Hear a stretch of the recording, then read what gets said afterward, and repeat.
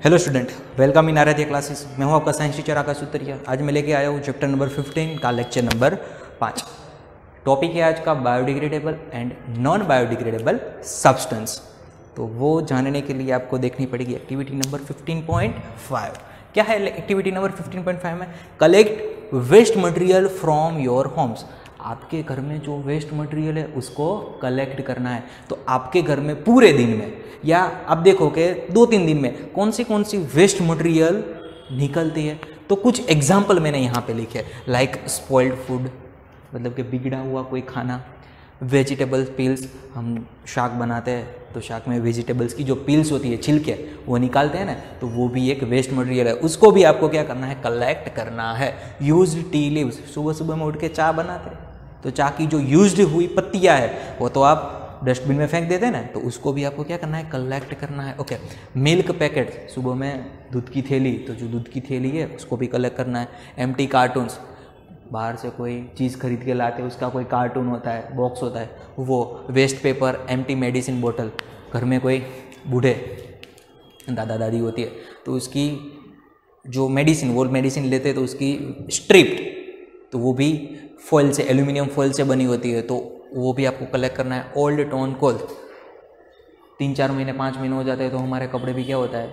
पुराने हो जाते हैं, फट जाते हैं, उसको भी आपको कलेक्ट करना है। एंड ब्रोकन फुटवेयर, हमारे जूते, वो सब कलेक्ट कर लो आप। और बाद में आप ये सभी चीज़ को बरी into pit. Bury this material in pit.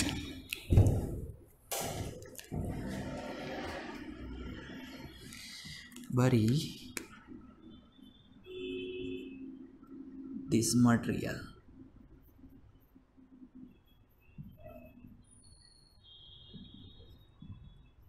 in pit.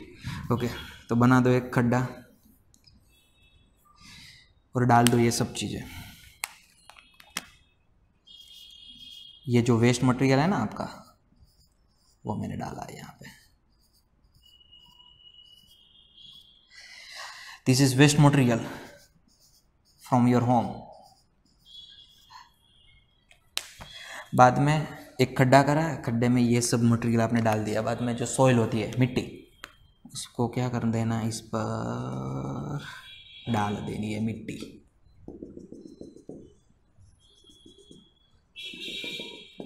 This is 15 centimetre layer of soil.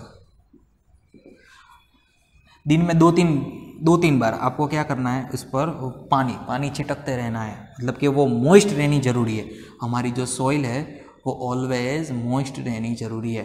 15 days तक इसी पोजीशन पे आपका जो वेस्ट मटेरियल घर से निकला हुआ है ना, वो रखना है। बाद में आफ्टर 15 डेज आप क्या करोगे? ये जो सॉइल है ना वो हटा दोगे, मतलब कि सॉइल हटा दो। चलो, आफ्टर 15 डेज बच्चों ये सॉइल सारी थी ना वो हटा दी।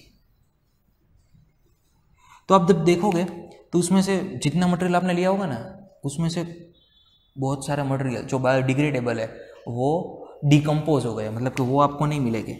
मतलब कि इसमें से कोई मटेरियल आपको मिलेगा, कोई मटेरियल आपको नहीं मिलेगा, बस ऐसे थोड़े बहुत बचे हो गए। ये वेस्ट मटेरियल में से कौन सा मटेरियल आपको नहीं मिलेगा आफ्टर 15 डेज, तो उस पर मैं अंडरलाइन करता हूं as a red pen. Suppose let spoiled food, आप जो खाते हो ना वो आफ्टर 15 डेज इस तरह रखोगे आप खड्डे पे तो वो नहीं मिलता है। ओके। वेजिटेबल पील्स, वो भी गायब हो गई होगी। टी लीव्स, मतलब कि चाय की पत्ती होती है ना, वो भी गायब होगी। मिल्क पैकेट्स बचा होगा इसमें। एम्प्टी कार्टून्स, वो भी गायब हो गए। वेस्ट पेपर भी गायब होगा। एम्प्टी मेडिसिन बोटल्स, वो बची होगी। ओल्ड टोन क्लोथ्स भी बचे होंगे थोड़े बहुत, लेकिन ब्रोकन फुटवेयर भी बचे होंगे। तो जितना मैंने रेड पेन से अंडरलाइन किए ना, वो सारे मटेरियल्स, वो सारे सब्सटेंस, वो ऐसे जो आपको आफ्टर 15 डेज नहीं मिलेंगे। क्यों नहीं मिलते? Because this substance is biodegradable. Biodegradable substance है, उसका मतलब ये होता है कि 15 डेज में बायोलॉजिकल प्रोसेस है वो डिग्रेड हो जाता है, वो डिकम्पोज हो जाता है, वो ब्रोकन डाउन हो जाता है, मतलब कि अपना जो ओरिजिनल फॉर्म है वो छोड़ देते हैं। तो सबसे पहले मैं लिखता हूं व्हाट इज बायोडिग्रेडेबल सब्सटेंस। जो रेड पेन से मैंने अंडरलाइन की है वो बायोडिग्रेडेबल सब्सटेंस है। क्यों इसको बायोडिग्रेडेबल सब्सटेंस बोलते हैं? तो here explanation, biodegradable substance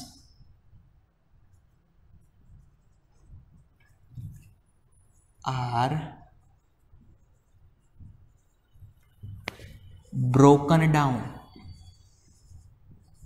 by biological process or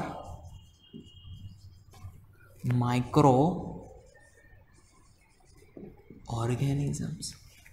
biodegradable substance वो है which is broken down, totally broken down, and उसका क्या बन जाता है? खातर, हम जो बोलते हैं ना फार्मिंग में यूज करते हैं, हाँ, इस मतलब कि वो बन जाता है। और बायोलॉजिकल प्रोसेस, वो प्रोसेस क्या होती है? जिस process known as a biological process and micro organism. ये biological process sometimes carried out by micro organism. कुछ बैक्टीरिया होते हैं वो भी ये बायोलॉजिकल प्रोसेस करते हैं, मतलब कि जो सब्सटेंस का ब्रोकन डाउन करने में ये ऑर्गेनिज्म अच्छा रोल प्ले करती है। ओके, तो उसका एग्जाम्पल लिख लो, कौन से ऐसे जो बायोलॉजिकल प्रोसेस से ब्रोकन डाउन होते हैं। तो एग्जाम्पल में स्पॉइल्ड फूड,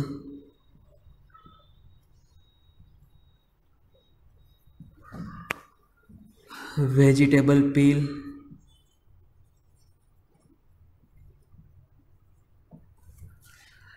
टी लीव्स बोल सकते हैं हम, पेपर बाद में हम बोल सकते हैं। ओके, ये सारे मटेरियल ऐसे जो बायोडिग्रेडेबल हम बोलते हैं। कौन से सब्सटेंस अभी भी एज इट इज, जिस फॉर्म में हमने पीट मतलब के खड्डे में डाले थे, इसी फॉर्म में अभी रहे, तो वो सब्सटेंस है। तो सबसे पहला देखो, ये मिल्क पैकेट्स मतलब कि प्लास्टिक से बना होता है, पॉलीथीन से बना होता है। Empty medicine bottle, strip, bottle तो प्लास्टिक से ही बनी होती है या ग्लास से बनी होती है, और ये स्ट्रिप्स, तो strips made from aluminium foil. जो स्ट्रिप्स होती है दवाई की वो एल्यूमिनियम फॉइल की होती है।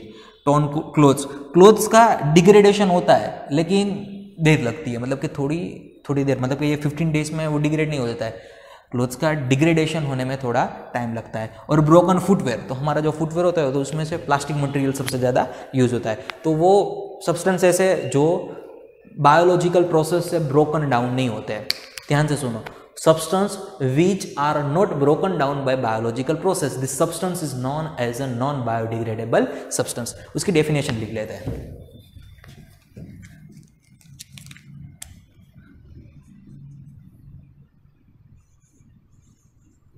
नॉन बायोडिग्रेडेबल, डिग्रेडेबल लिख लिया, डिग्रेडेबल सब्सटेंस आर नॉट, ये बढ़ायो आर नॉट बढ़ायो, आर नॉट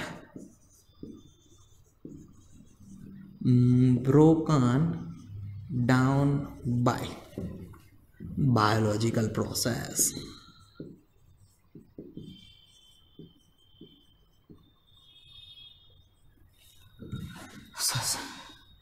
or microorganism।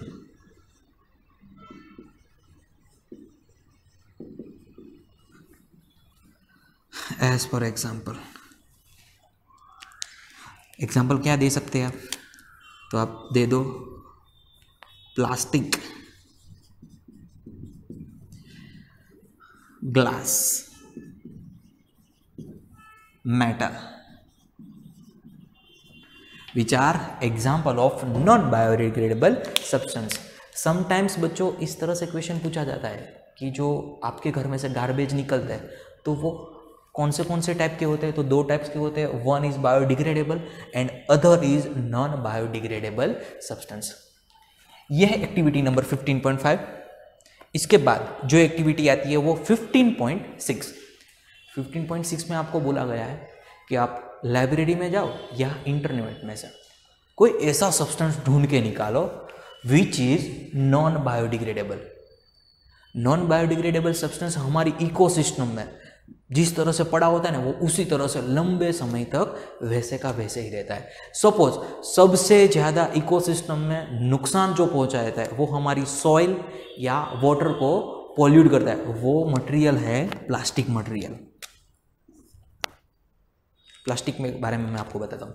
तो प्लास्टिक में क्या होता है कि वो नॉर्मल टेम्परेचर पे सॉइल पे पड़े या पानी में रहे ना तो उसको कोई फ़र्क ही नहीं पड़ता है, वो लंबे समय तक जैसा रहता है ना वैसा ही रहता है, उसमें कोई फ़र्क नहीं आता है।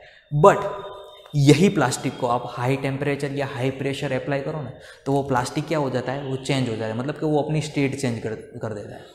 लेकिन नॉर्मल टेम्परेचर और प्रेशर पर तो वो वैसे का वैसे ही रहेगा, आप छोड़ दोगे तो वो वैसे के वैसे ही रहता है। तो ये प्लास्टिक की एक प्रॉपर्टी है, वो नॉर्मल टेम्परेचर प्रेशर पर उनका कोई बिगाड़ नहीं सकता है। लेकिन हाँ, आप टेम्परेचर हाई रखो, प्रेशर आप ऊंचा दो तो प्लास्टिक मटेरियल क्या हो जाता है, चेंज हो जाता है, मतलब कि उसकी कोई प्रोसेस होती है, वो मेल्ट हो जाता है, बाद में आप कोई भी चीज़ उसमें से बना सकते हो, वो बाद में देखने वाला है। तो ये प्लास्टिक के बारे में आप 15.6 में जब 15.6 एक्टिविटी के अकॉर्डिंग टू आपको कोई क्वेश्चन पूछता है तो आपको एक नॉन बायोडिग्रेडेबल सब्सटेंस प्लास्टिक के बारे में लिखता है। और नाउअडेज अभी बहुत सारे ऐसे कंपोनेंट्स है वो हम बनाते हैं हमारी लेबोरेटरी में, अदरवाइज इंडस्ट्री में, लेकिन वो क्या है, इको फ्रेंडली है, बायोडिग्रेडेबल है। तो नाउअडेज वो प्लास्टिक अवेलेबल है विच आर बायोडिग्रेडेबल, मतलब कि डिग्रेड हो सके ऐसा प्लास्टिक अभी मिल रहा है, बराबर। तो इसीलिए हमारी गवर्नमेंट और हमारा जो स्थानीय प्रशासन है वो अवेयर करता है हमें कि प्लास्टिक का यूज़ कम करो। अगर आप प्लास्टिक का यूज़ करते हो तो आप वही प्लास्टिक यूज़ करो जो बायोडिग्रेडेबल हो। तो ये बात थी बायोडिग्रेडेबल और नॉन बायोडिग्रेडेबल सब्सटेंस की। जनरली देखो तो बायोडिग्रेडेबल सब्सटेंस में जो नेचुरली सब्सटेंस है ना वो आता है। सपोज स्पॉइल्ड फूड, तो हम जो खाना खाते हैं तो वो तो नेचुरल, मतलब कि कुदरत में से ही मिलता है वो। Vegetable spills, vegetable which is one type of natural substance. Paper, तो पेपर किस में से बनता है, तो पेपर ट्रीज में से, ट्रीज का क्या पल्प बनाते हैं और पल्प में से पेपर बनाते हैं, which are also product of natural, मतलब कि वो नेचुरल जो थिंग्स है उसमें ही बनाई हुई प्रोडक्ट है। तो जो नेचुरली सब्सटेंस है ना वो सारे डिग्रेडेबल है, लेकिन जो हम इंडस्ट्री में मैन्युफैक्चर करते हैं वो सारे सब्सटेंस क्या है, नॉन डिग्रेडेबल। हम जो बनाते हैं वो नॉन डिग्रेडेबल है और बाय मतलब डिफ़ॉल्ट नेचुरली जो होता है वो डिग्रेडेबल होता है। ओके, देन हाँ एक बात आती है कि गार्बेज की बात आई, ये वेस्ट मटेरियल रेगुलरली हमारे घर से निकलता है। बाद में 15.7 15.7 वो एक्टिविटी बहुत अच्छी है, इसके बारे में देखते हैं। चलो ये 15.7, तो हमारा जो स्थानिक प्रशासन है अहमदाबाद म्यूनसिपैलिटी कॉरपोरेशन, तो वो डस्ट और वेस्ट मटेरियल, वेस्ट गार्बेज है तो गार्बेज का निकाल किस तरह से करती है।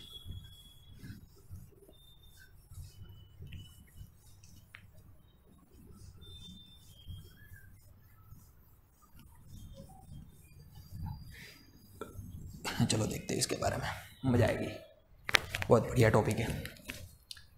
एक्टिविटी नंबर है 15.7। आपके घर में जो कचरा निकलता है वो कहाँ जाता है, तो वो आपकी डस्टबिन में जाता है।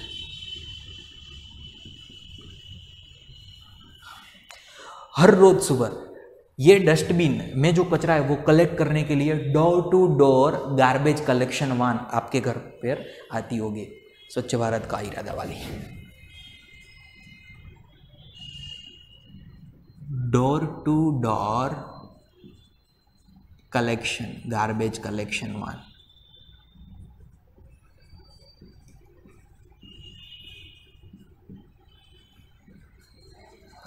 आपके घर में जो कचरा निकलता है वो डस्टबिन में जाता है, डस्टबिन में पड़ा हुआ कचरा गार्बेज वान में चला जाता है।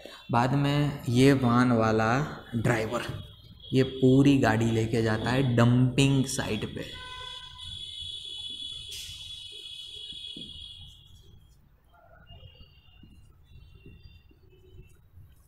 जो डंपिंग साइट्स पे वो गाड़ी लेके जाता है, बराबर।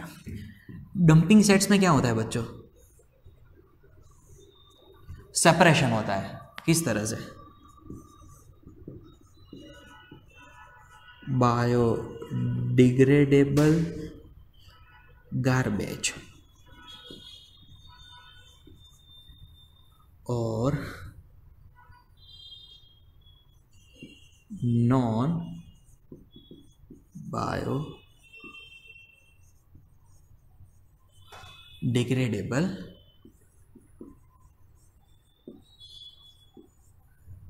गार्बेज। डंपिंग सेट कहाँ पे है? हमारे अहमदाबाद में पीराना।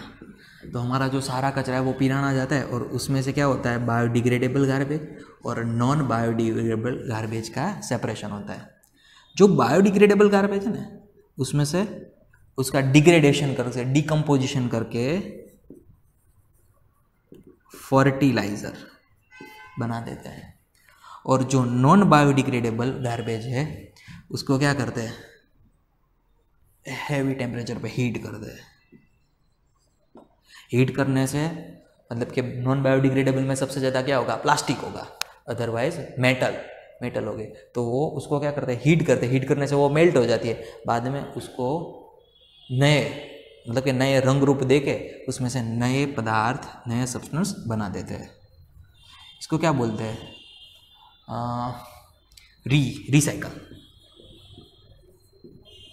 Recycle process. सिंपल।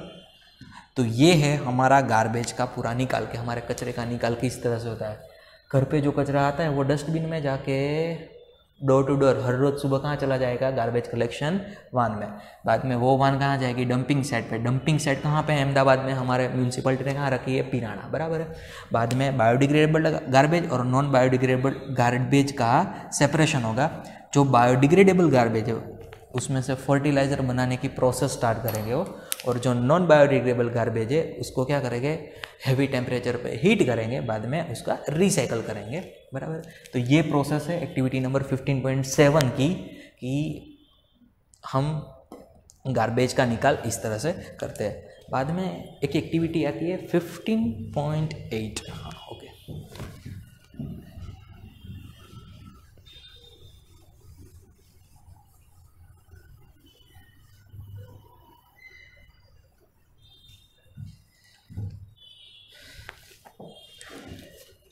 जो सुएज वाटर होता है बच्चों, सुएज वाटर के बारे में एक्टिविटी नंबर 15.8।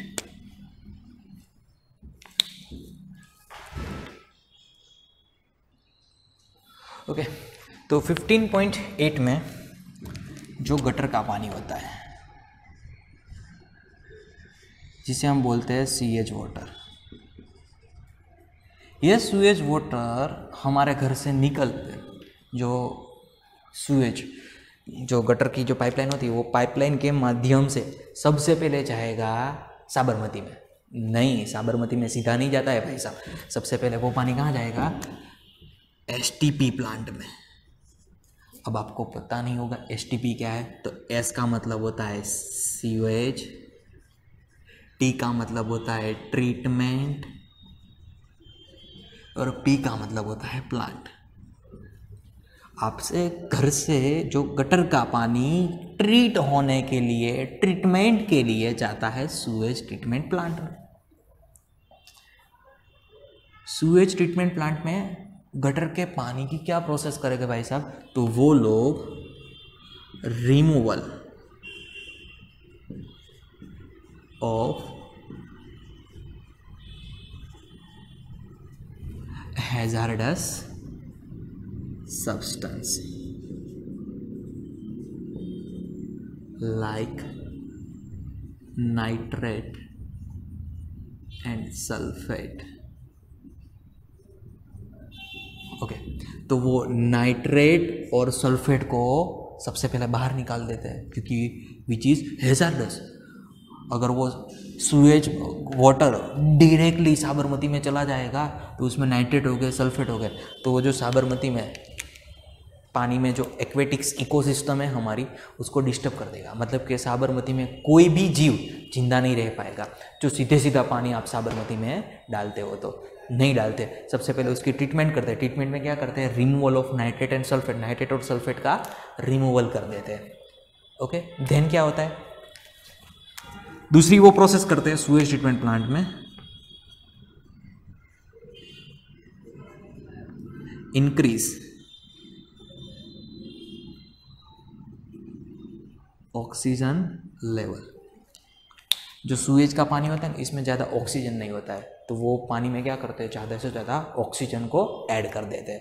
क्योंकि वो पानी आप रिवर पे मिलते हैं, मतलब कि कोई वाटर बॉडीज़ में जाके मिलेगा तो वाटर बॉडीज़ में जो प्रेजेंट एनिमल्स हो गए, फिश वगैरह हो गए, उसको नुकसान ना करे, इसीलिए वो क्या करते हैं, इसका ऑक्सीजन लेवल इंक्रीज कर देते हैं। डीओ बोलते हैं, डिजोल्व ऑक्सीजन का अमाउंट वो इंक्रीज करते हैं। और क्या करते हैं, और वो करते हैं क्लोरीनेशन।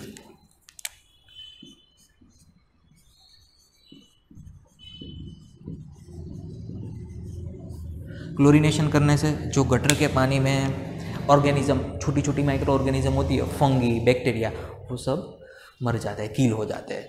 तो मतलब कि पानी नियरली फ्रेश हो जाता है।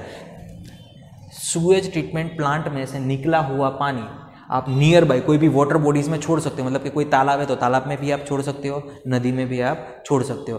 अगर नदी में नहीं छोड़ना है, तालाब में नहीं छोड़ना है, तो ये पानी को आप फार्मिंग के लिए यूज़ कर सकते हो। बाद में वो कहाँ जाएगा, ये पानी near by water bodies.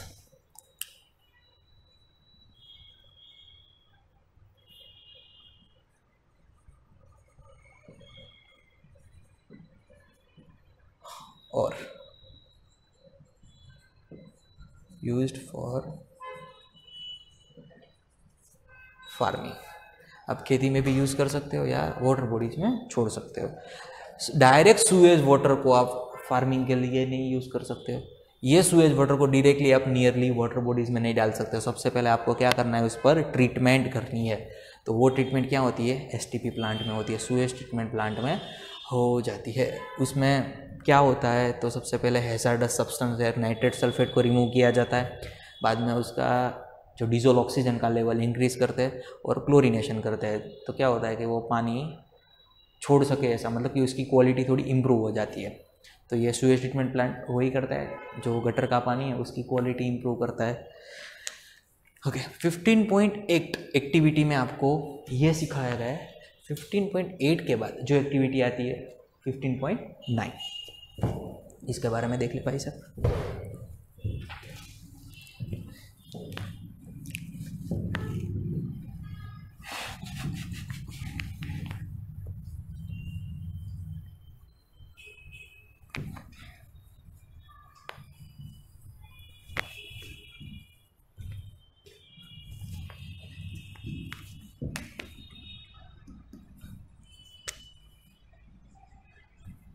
$15.9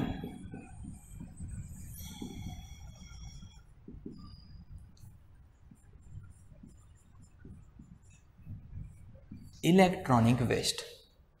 electronic waste में क्या होता है, तो सबसे पहले तो इलेक्ट्रॉनिक वेस्ट क्या है।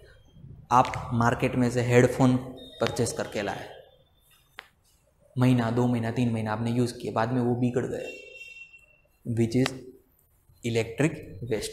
आप मार्केट में से नया फ़ोन खरीद के लाए, 2 साल 3 साल आपने यूज़ किया, बाद में ये फ़ोन बिगड़ जाता है, विच इज़ इलेक्ट्रॉनिक वेस्ट। आपके घर में जूना सा टीवी पड़ा है अभी, लेकिन चालू नहीं है, तो आप ये टीवी, आपका जो टेलीविज़न है वो है इलेक्ट्रॉनिक वेस्ट। आप मार्केट में से kitchen equipment like blender, mixer वो परचेस करके आते हो, चलता है, उनकी जो जितनी कैपेसिटी होती है और आप जिस तरह से चलाते हो इस तरह से, बाद में वो कहाँ चला जाएगा, वेस्ट में, बराबर। जब वो बिगड़ जाता है, ऐसी सिचुएशन में आ जाता है, उसका रिपेयर पॉसिबल नहीं है, तो वो हो जाता है इलेक्ट्रॉनिक वेस्ट। चार्जर, आप मार्केट में से चार्जर परचेस करके लाते हो, चार्जर बिगड़ जाता है, तो वो है इलेक्ट्रॉनिक वेस्ट।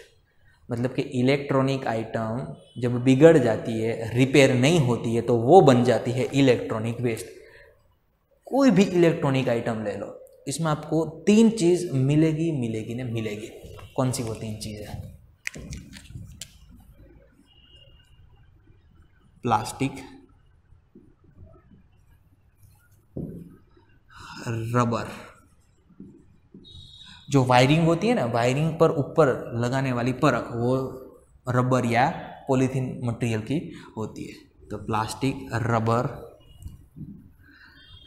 मेटल। मेटल का सबसे ज़्यादा, क्योंकि मेटल होगी तो ही इलेक्ट्रॉनिक मटेरियल बन पाएगा। मेटल का अमाउंट रहना जरूरी है बिकॉज इट इज़ कंडक्टर। कौन सी मेटल सबसे ज़्यादा यूज होती है? Like Cu, Al। Cu का मतलब होता है कॉपर, Al का मतलब होता है एल्यूमिनियम, और समटाइम्स Fe, लोहे का भी यूज होता है। देखो प्लास्टिक, रबर, मेटल, इसमें रबर की बात छोड़ दो, चलो रबर को हटा देते हैं। ये प्लास्टिक और metal both are non biodegradable.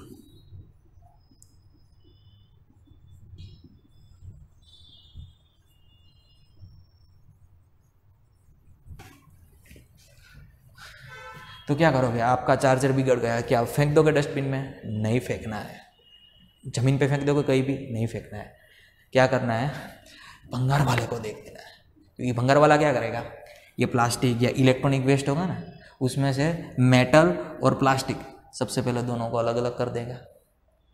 बाद में मैंने आगे आपको सिखाया, इसको क्या करेगा? हीट करके मेल्ट कर देगा, मतलब प्लास्टिक भी मेल्ट हो जाएगा। ये मेटल कॉपर एल्यूमिनियम में भी है, वो भी हाई टेम्परेचर पे मेल्ट हो जाती है। बाद में उसका क्या कर देते हैं वो लोग? रिसाइकल। सिंपल हो गया आपका जो इलेक्ट्रॉनिक वेस्ट है उसका मैनेजमेंट। आप इलेक्ट्रॉनिक वेस्ट का मैनेजमेंट किस तरह से करोगे? प्लास्टिक और मेटल, 2 चीज़ तो होती ही है इसमें, रबर भी कई बार यूज होता है। तो ये प्लास्टिक और metal both are non biodegradable, उसको आप हीट करो दोनों को सेपरेट करके, बाद में रिसाइकल कर दो। तो ये आपका हो गया इलेक्ट्रॉनिक वेस्ट का मैनेजमेंट। तो दोस्तों इससे नेक्स्ट लेक्चर में हम देखने वाले हैं, छोटा सा लेक्चर होगा, नेक्स्ट वाला जो आएगा वो सम इम्पोर्टेंट क्वेश्चन। मिलते हैं नेक्स्ट लेक्चर में। आज के लेक्चर्स में हमारा मेन मोटिव था what is biodegradable, what is non biodegradable. वो सब्सटेंस क्या है, किस तरह से, मतलब कि हमारी है ना एनवायरनमेंट में से हम उसके अटैचमेंट में, तो वो सीखी। 15.66 से हम स्टार्ट किया था एक्टिविटी, तो 15.9 तक हमने स्टडी की एक्टिविटी थी। मतलब कि इसमें से क्वेश्चन कम पूछे जाते हैं, लेकिन एक अवेयरनेस के लिए ये बात आपको सीखनी ज़रूरी है, इसलिए मैंने आपको सिखाई। मिलते हैं बच्चों नेक्स्ट लेक्चर में। Thank you.